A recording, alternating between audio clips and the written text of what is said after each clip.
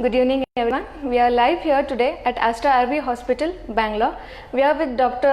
Venkatesh, the lead consultant, Interventional Cardiology, to talk about heart attack and risk and management. Doctor, can you brief us about heart attack and the difference between cardiac arrest?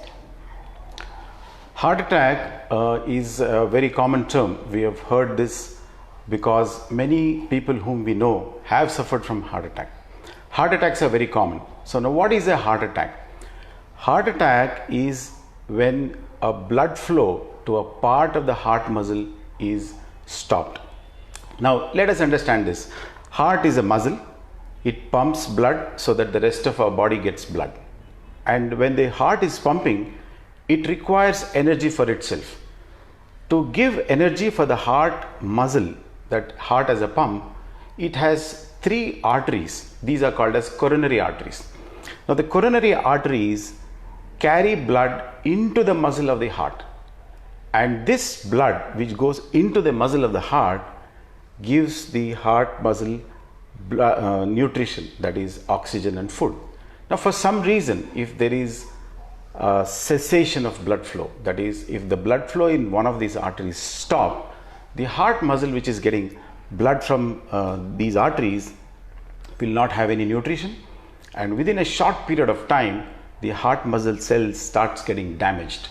So the muscle damage that is consequent to reduction or stoppage of blood flow through these coronary arteries is called as heart attack. This is also called as myocardial infarction commonly.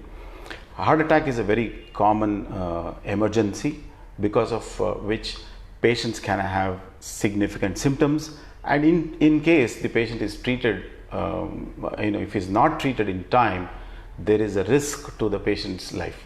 So this is a heart attack.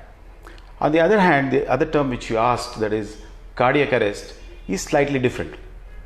Cardiac arrest is a sudden emergency, again like a heart attack, but here what happens, the heart which is beating stops suddenly. So there is no pumping of the heart, therefore there is no blood supply to the rest of the body, and the patient within a few minutes, in case the heart doesn't start pumping again, the patient will lose consciousness and can even die. So cardiac arrest is when the heart stops pumping suddenly. Heart attack is when the heart muscle gets damaged. Now commonly the cardiac arrest happens because of a heart attack. We hear that sometimes a patient had a heart attack and died suddenly.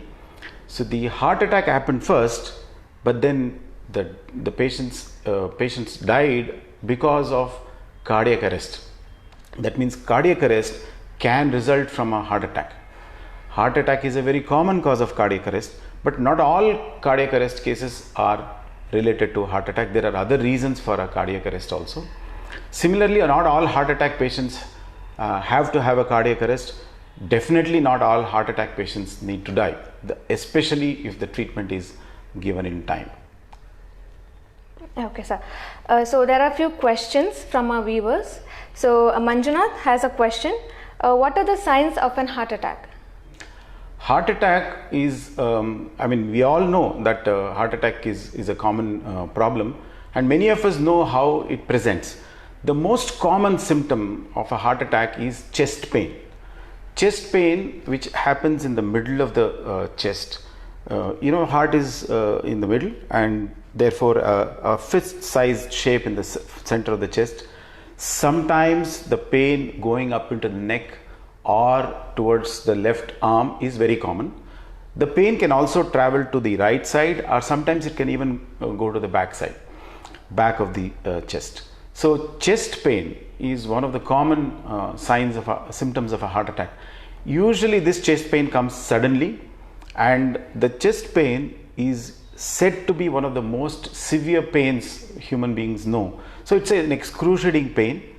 Some people say that it is not a pain at all, but it is a very severe constricting sensation, as if somebody has kept a boulder on the chest.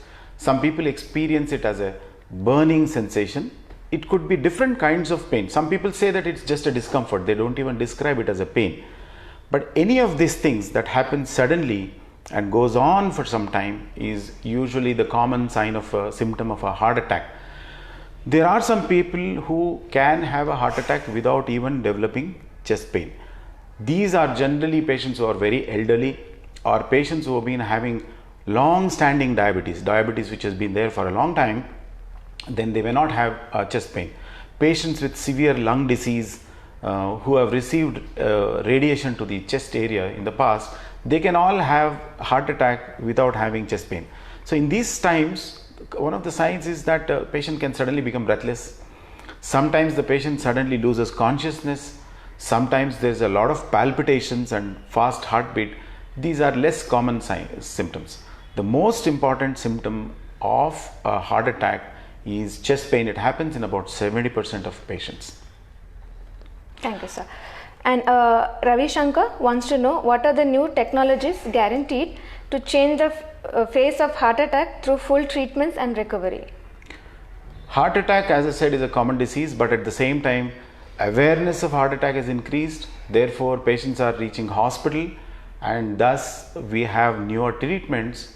In the last 3 or 4 decades, treatment of heart attack has gone on improving, and we have one of the best treatment modalities available across the world today. Now, heart attack, it is very crucial to recognize fast and to treat early, because as I said, once the blood flow to the heart arteries stop, the muscles start having no blood supply. Therefore, the heart muscle starts damaging.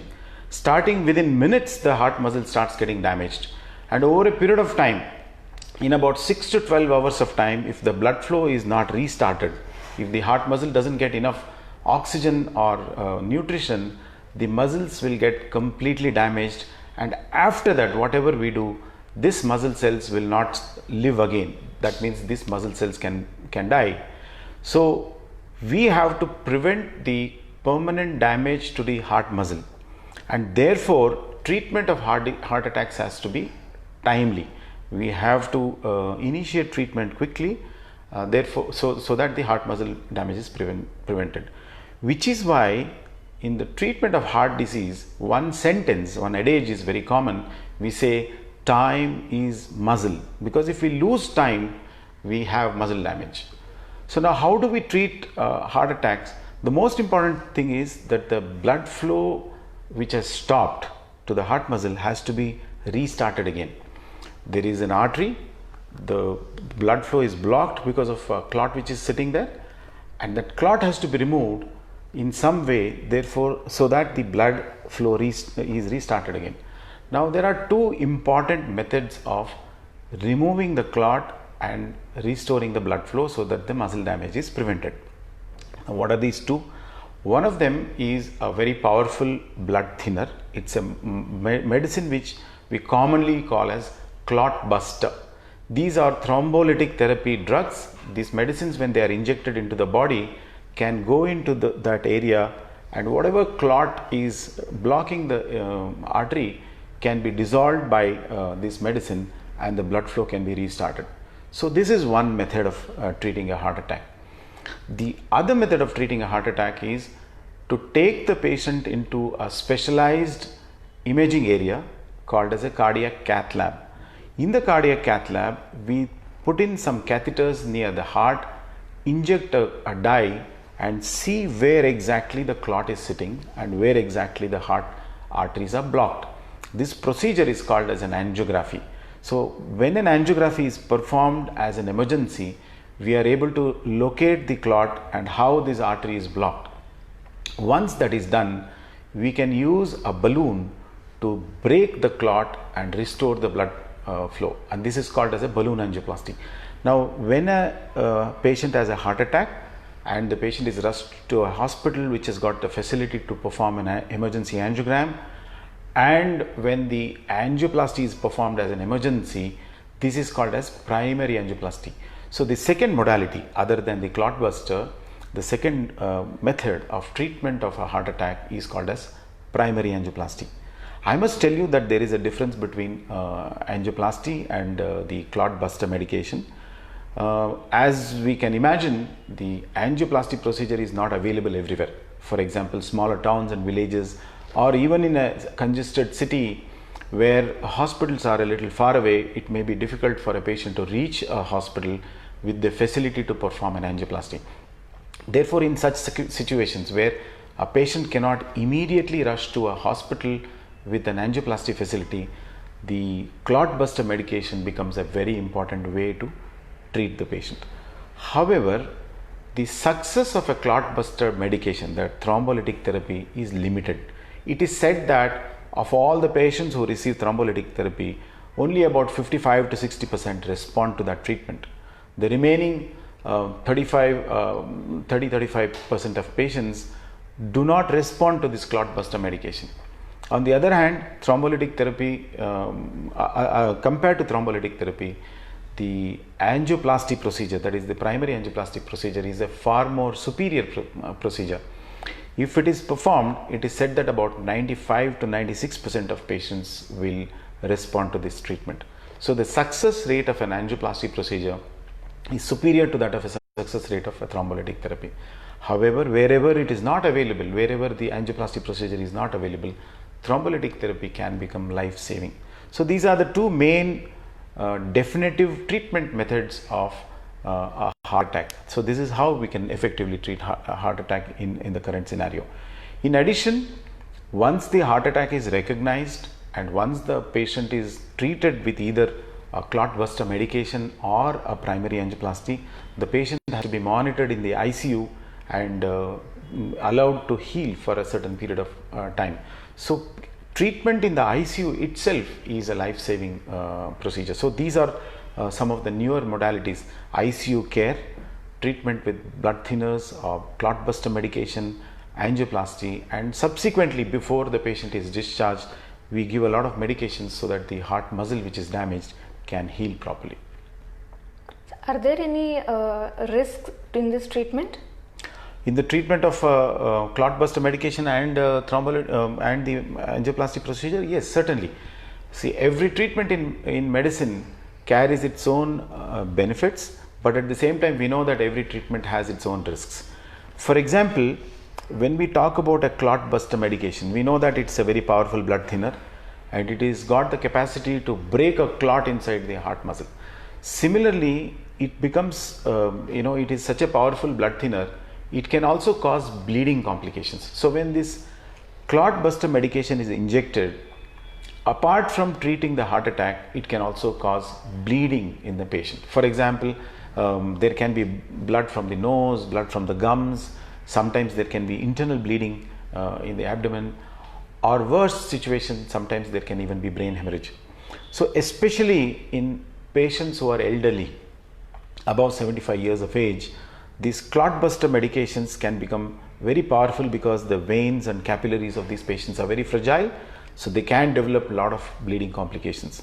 Therefore, it is said that when an elderly patient comes with a heart attack, we try and avoid giving this clot buster medication. Instead, we try to subject them to angioplasty procedure, because angioplasty procedure carries a very, very low risk of bleeding as compared to thrombolytic therapy. Of course, primary angioplasty itself can carry its own risk factors. It is an invasive procedure where we have to push in catheters through arteries of the hand or arteries of the leg, and the catheters have to go into the heart, and that is where the angioplasty procedure is performed. So while doing all this, patients can have complications in terms of wherever the artery has been punctured, there can be bleeding. Some of the patients during the angioplasty can themselves have a heart attack. There can be irregular pulse beat, blood pressure can go up or go down. Rarely patients can even have stroke. So, but the overall complication rate of a primary angioplasty is said to be about 1 to 2%. So about 98-99% of patients can have angioplasty procedure without much complications. Of course, to say that the risks are not there is not correct. Both blood thinner medications, that is the thrombolytic therapy, as well as the mechanically removing the clot by primary angioplasty, carry their own risks. However, the benefit, the life-saving effect of either of these treatment is far more than the risks. So therefore, we whenever there's a patient with a heart attack, we try to rush that patient into a hospital and give one of these two treatments. There's another viewer, Geeta Chandrasekhar. So she's asking, how about the future heart attacks? How can it be prevented? Now, whenever we know that we have to prevent something, we should know why this is happening. I'll give you a simple example. If you know that you are in the middle of the road, you know that you can be run over by a truck. So the risk factor in that particular situation is that you are in the middle of the road. So you have to shift to the pavement or the footpath so that the vehicles don't run over you. So similarly, in a heart attack, certain things predispose you to a heart attack. A person can be at risk because of certain factors.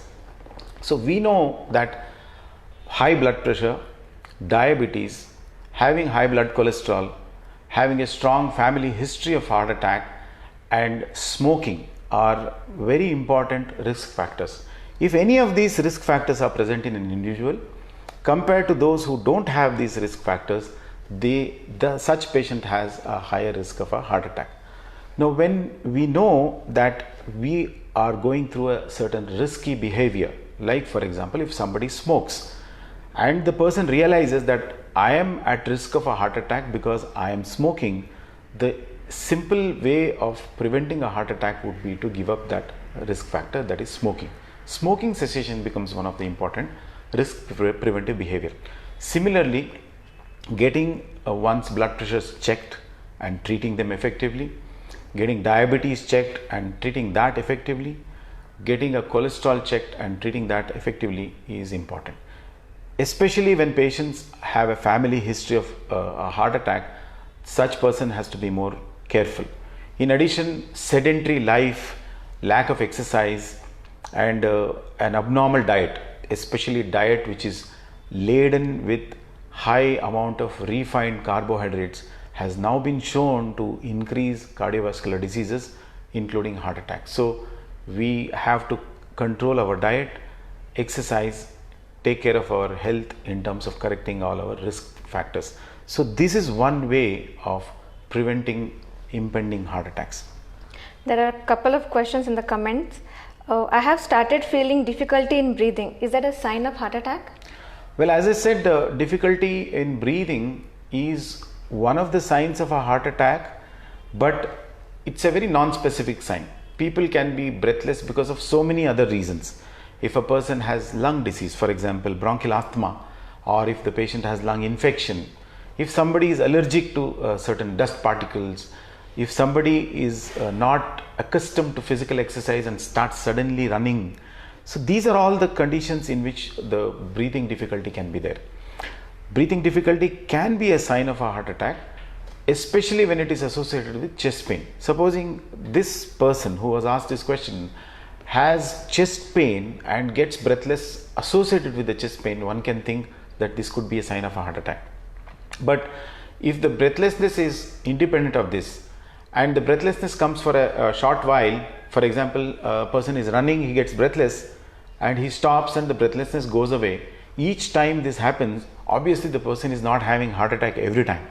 It could be a sign of an underlying heart disease, because when there is a heart disease, person can have difficulty in breathing, but per se it may not be a sign of a heart attack. Therefore, if a patient experiences breathlessness, it is best for the patient to go to a physician and get checked as to what is this cause of breathlessness. Is this related to the heart? If it is related to the heart, what is the kind of heart disease one has? Otherwise, is there another cause? For example, less blood count. If the patient is suffering from anemia, there can be breathlessness. If the patient has lung disease, there can be breathlessness. These can be checked. So if somebody has suddenly started developing breathlessness, especially on walking, the person should definitely go to a doctor and get it checked as to whether he or she is suffering from heart disease. And the second question is, does having a heart attack shorten your life? Certainly. I mean, heart attack is a major risk factor for dying. Let me tell you that about 50% of all the patients who have heart attack never reach the hospital. So the death rate of a heart attack is very high. Even amongst those patients who reach the hospital, that is the remaining 50%, the patients who are treated with angioplasty, only 4% will die. About 96% of them will still die in spite of the best of treatment. So it is said that a significant number of patients can lose their lives because of heart attack. So in that sense, a heart attack itself can shorten one's lifespan because the heart attack has happened and it is a life-threatening condition. On the other hand, if a patient has had a heart attack, even if the patient is treated effectively, depending on the amount of heart muscle damage, the patient's lifespan can vary. There are some patients who are treated for a heart attack and they survive the current episode of a heart attack, but because the treatment was either given late or the treatment was ineffective, the heart muscle becomes damaged. If there is a significant amount of heart muscle damage, such a patient is definitely expected to have a lesser lifespan than a person who did not have a heart attack.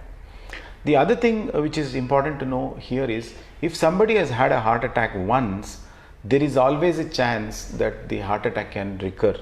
Persons who had one heart attack are prone to developing more number of heart attacks in their lifespan, especially if they continue to indulge in the risky behavior.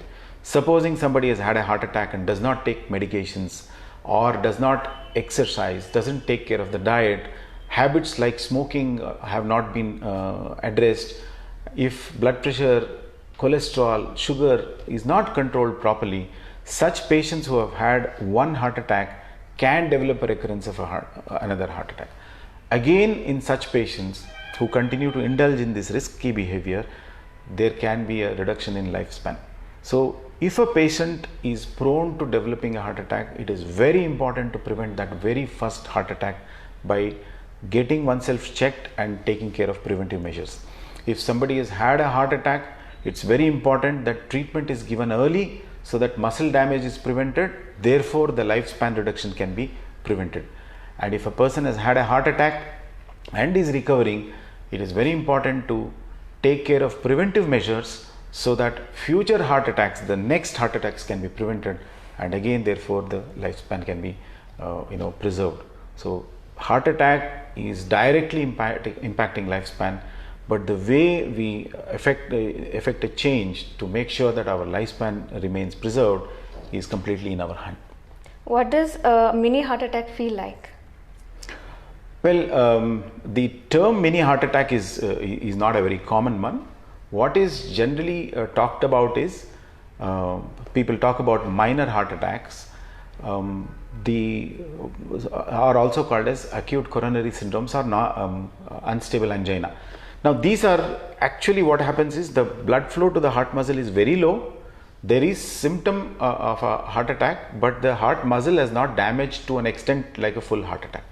So these are generally considered as precursors of a major heart attack subsequently. If somebody has had an episode of what we call as unstable angina or a minor heart attack today, there is a chance in the next few days the person can have a major heart attack also. Now the symptoms of a unstable angina or minor heart attack are similar to that of a major heart attack. There can be chest pain, sweating, and hands and legs becoming very cold, sudden breathlessness, giddiness. These are symptoms. So whenever this kind of symptoms which are unexplained, somebody who never had a chest pain, or somebody who never had a breathlessness, somebody who never had undue sweating or giddiness, especially when a person has got risk factors like blood pressure or smoking, when such a thing happens, it is wise for that person to go to a hospital and check whether there is a major or a minor heart attack going on, and therefore the doctors can recognize the signs and symptoms and give treatment to prevent a major heart attack or to prevent the heart muscle damage. And the next question, would I know if I had a heart attack?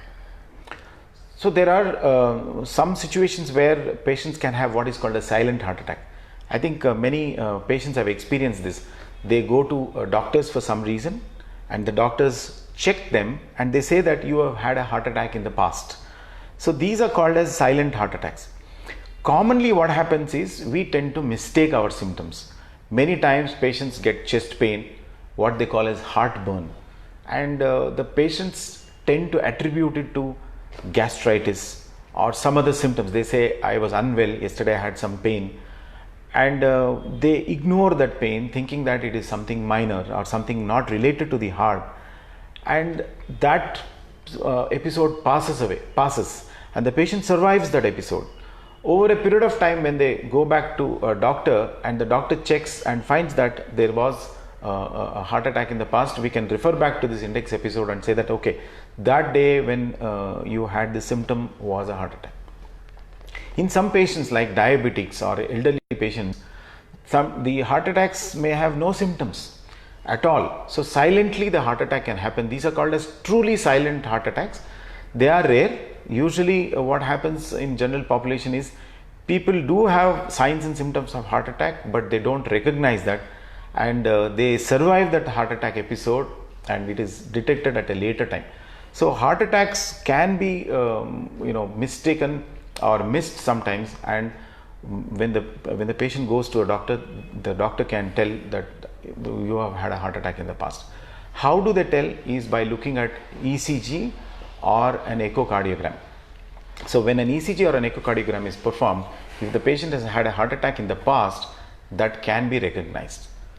And the last question, can you stop a heart attack at home? Well, more important than stopping a heart attack at home, I think one should talk about taking first aid, because I don't think there is a way to stop. The heart attack is because of a clot. We can't physically remove a clot in the house. It has to be, the treatment of the heart attack has to be in the hospital.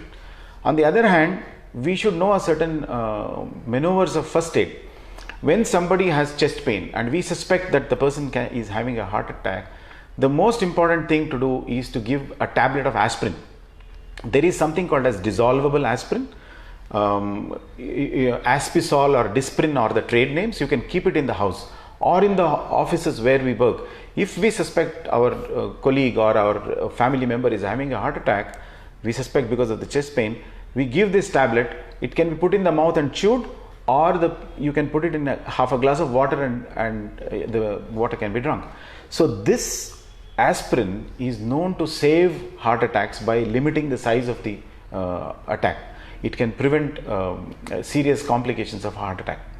The second important prevention or first aid, which I think is often missed, is we should know what to do when the heart attack happens. Often what happens when somebody develops symptoms, we are at a loss as to what is to be done. We try to find out from our friends or family that somebody is having a chest pain, what should we do? We don't know which hospital to go, how to go to that hospital. Lot of time is wasted in planning what to do next when we see somebody, even if we recognize that such a person is having a heart attack. The most important thing is we should plan ahead, like how all cinema halls or offices have a fire exit plan, where it is already written that in case of fire do this. Similarly, we should have in our own families and our offices a plan. In case of a heart attack, what is to be done? Which means we should have recognized the nearest hospital which is capable of giving us high quality treatment for a heart attack. We should also know how do we reach that hospital. We should know if a number for the ambulance, or if there is absolutely no ambulance available, we should know how do we get to that place. So planning ahead of time as to, in case somebody in my facility or in our house develops a heart attack, to give aspirin and transport that person to the nearest hospital which has a capability of taking care of heart attack patients in an ICU with a clot buster medication or with a primary angioplasty. This planning is the most important first aid, because many times what happens, patients develop a heart attack, but not knowing what to do, the family takes the patient from one hospital to another hospital, or sometimes even smaller clinics where no treatment is given, but time is just wasted. During this time, sometimes within hours, patients can lose life. Therefore, the important thing is to understand what to do. So the moment somebody seems to have chest pain and there is a suspicion of a heart attack, should give aspirin and we should take out the number which we already stored for the ambulance and rush the patient immediately to the hospital. We have already decided beforehand. So this is an important thing. Thank you, doctor, for your valuable insights and how to manage the heart attacks. So hope we have answered all your questions. If not, please comment below. We will answer with all your questions. Thank you. Thank you.